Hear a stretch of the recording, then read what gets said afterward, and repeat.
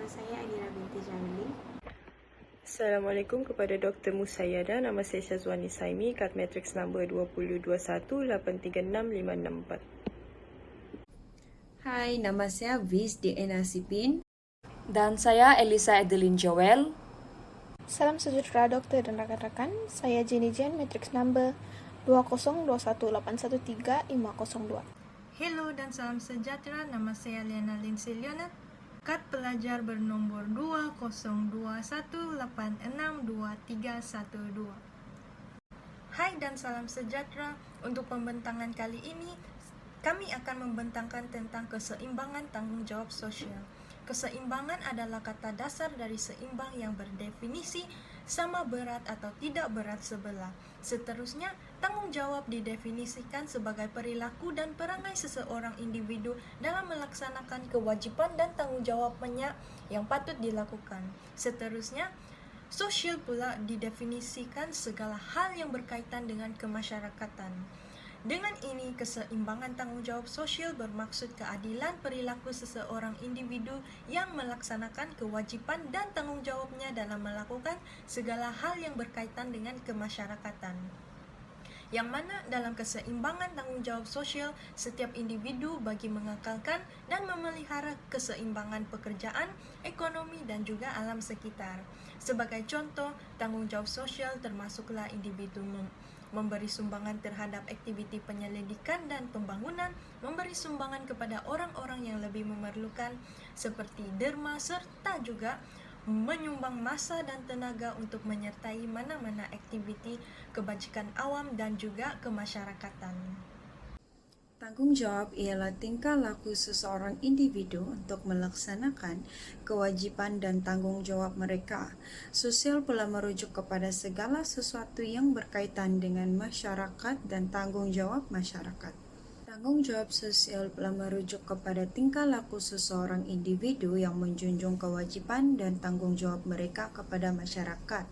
Ini termasuklah menjalankan aktiviti penyelidikan dan pembangunan, menyumbangkan kepada mereka yang memerlukan, dan mengambil bahagian dalam aktiviti kebajikan awam dan kemasyarakatan.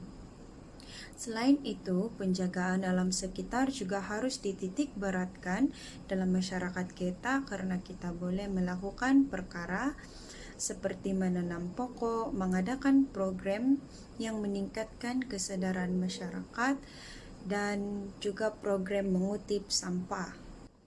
Tanggung jawab sosial boleh dicapai jika individu berhati-hati untuk menunaikan tanggung jawab mereka dengan setia, dengan tumpuan kepada kesukarelawanan dan kedermawanan. Kualiti ini harus dipamerkan oleh masyarakat secara keseluruhan karena ini adalah langkah pertama dalam mewujudkan impak sosial yang positif.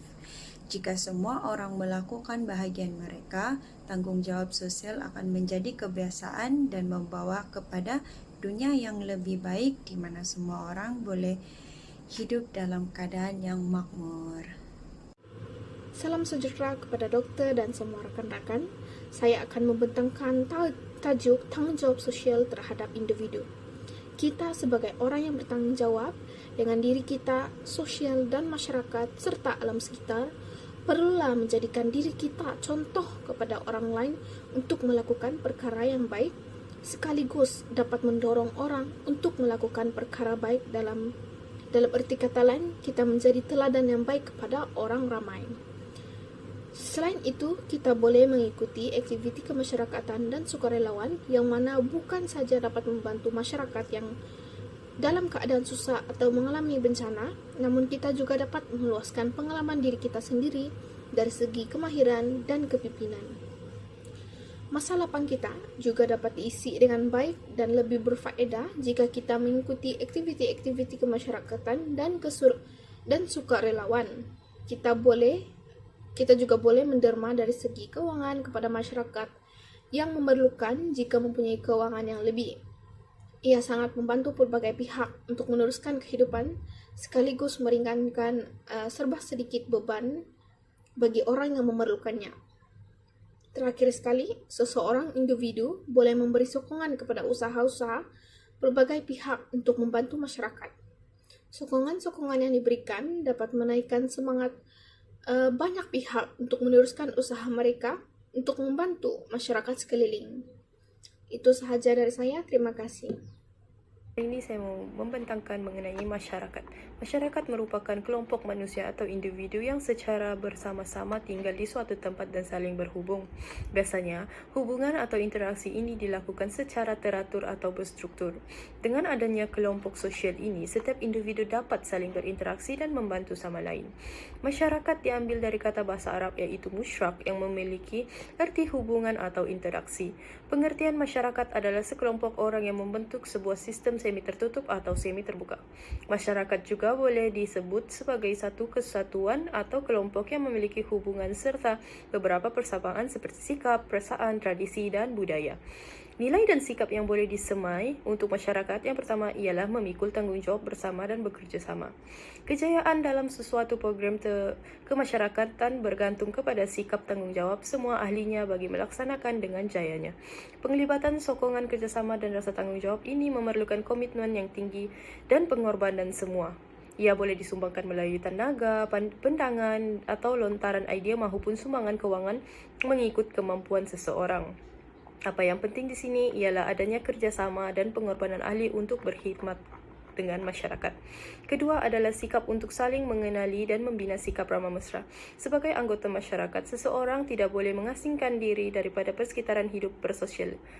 Lantaran itu menjadi tanggung jawab setiap individu untuk mengenali masyarakat dan khususnya orang yang paling hampir dengannya iaitu jiran. Sikap saling mengenali dan beramah mesra membantu menjalinkan hubungan yang lebih baik dengan tetangga yang akhirnya membantu memupuk pengaduan antara satu sama lain.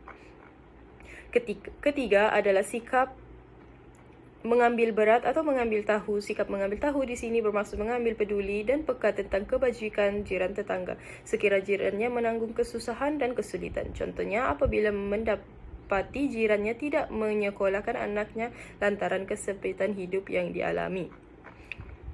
Yang keempat adalah sikap positif dan keikhlasan. Ahli masyarakat perlu menanamkan sikap positif terhadap aktiviti kejiranan. Walaupun ia merupakan kerja sukarela, setiap anggota perlu melihat aktiviti seumpama ini dari sudut yang positif tanpa rasa terpaksa atau merasakan sebagai aktiviti yang membazir masa dan tenaga. Akhir sekali ialah tanggungjawab atas kebajikan bersama dan mencegah jenayah. Tanggungjawab melaksanakan kebaikan amar ma'ruf dan mencegah kemungkaran ialah nahi mungkar. Wajib dipikul bersama oleh setiap anggota masyarakat tanpa mengira pangkat, kedudukan maupun perbezaan bangsa dan agama. Masing-masing mempunyai tanggungjawab dan amanah serta perlu menyadari ianya untuk kebaikan bersama. Ia juga penting untuk mengelakkan jenayah dan kejadian yang tidak diingini berlaku di kawasan perumahan. Itu sahaja dari saya. Terima kasih. Seterusnya adalah keseimbangan kepada alam sekitar.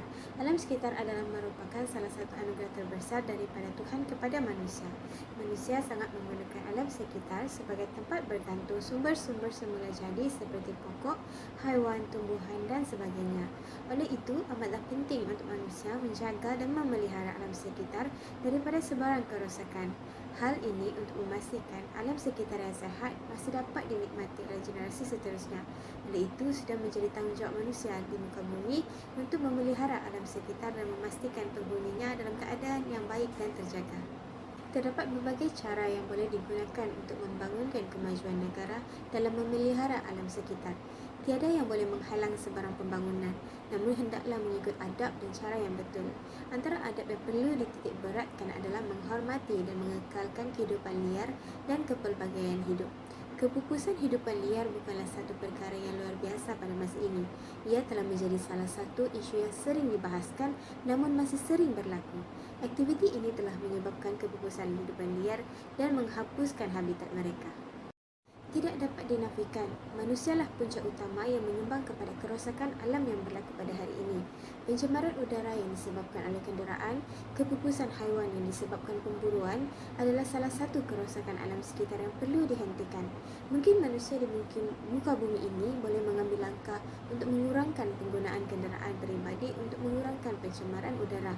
Seterusnya, mengambil tahu tentang kehidupan seperti haiwan dan tumbuhan dan pentingnya mereka kepada manusia berkhasiat untuk meningkatkan kasih sayang terhadap alam. Amatlah penting untuk menyebarkan lebih banyak lagi kesedaran tentang tanggungjawab sosial terhadap alam sekitar kepada manusia, terutamanya kepada generasi muda, demi meningkatkan kesedaran dan mengurangkan pencemaran alam sekitar.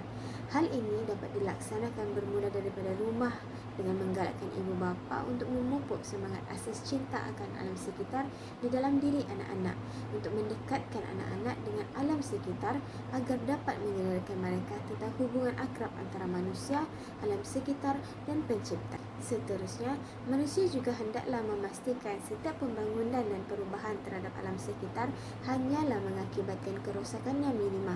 Ini juga untuk meningkatkan kualiti kehidupan manusia di bumi. Seterusnya, manusia juga hendaklah memastikan setiap pembangunan dan perubahan terhadap alam sekitar hanya mengakibatkan kerosakan yang minima. Ini untuk meningkatkan kualiti kehidupan manusia di bumi. Kerosakan alam adalah merupakan sesuatu yang tidak dapat dielakkan. Namun, manusia boleh mengurangkan jumlah kerosakan dengan memastikan perubahan itu hanyalah untuk memenuhi keperluan dan tidak berlebihan. Menjaga kesihatan alam sekitar sangatlah penting. Hal ini disebabkan jika alam rosak, maka kualiti hidup manusia di dalam muka bumi juga akan berkurangan. Sebagai contoh, pembangunan yang pesat di kawasan bandar boleh menyebabkan pencemaran udara dan mengganggu kesihatan manusia yang tinggal di kawasan terdekat. Selain itu, pembakaran secara terbuka di kawasan perkampungan juga boleh menyebabkan pencemaran udara dan ia akan memberi impak buruk kepada bukan sahaja manusia tetapi juga kepada binatang dan tumbuhan di sekitarnya. Oleh itu, keseimbangan tanggungjawab sosial kepada alam sekitar sangatlah penting dan perlu diutamakan oleh setiap manusia di muka bumi. Dan sekian, itu sahaja dari saya. Kesimpulannya, keseimbangan tanggung jawab sosial amatlah penting dalam memberi kesedaran kepada setiap lapisan masyarakat. Hal yang demikian, penglibatan individu terhadap tanggung jawab sosial ini menggambarkan peranan mereka dalam memelihara kebajikan antara satu sama yang lain. Bahkan hal ini juga boleh memupuk semangat patriotik di kalangan rakyat terhadap negara dan memperlihatkan perpaduan rakyat di negara ini. Perpaduan dan integrasi nasional adalah agenda yang penting dalam mendasari setiap program yang berkaitan dengan pembangunan negara. Politik dan ekonomi yang stabil juga terkesan sekiranya perpaduan rakyat semakin luntur. Negara yang berbilang kaum dan berbeza agama, budaya dan cara hidup seperti negara Malaysia haruslah menyemaikan keharmonian dan toleransi antara satu sama yang lain melalui aktiviti-aktiviti kemasyarakatan dan kejiranan supaya dapat mengukuhkan lagi kesejahteraan negara. Selain itu, konsep 3R yaitu guna semula, reuse, mengurangkan pembaziran, reduce, dan kita semula, recycle, haruslah diamalkan dalam kehidupan seharian. Ini dapat memberi kesedaran tentang isu-isu yang berkaitan dengan tanggung jawab sosial terhadap alam sekitar. Oleh itu, setiap rakyat di negara Malaysia perlulah bangkit dan berganding bahu dalam mengatasi isu tanggung jawab sosial ini.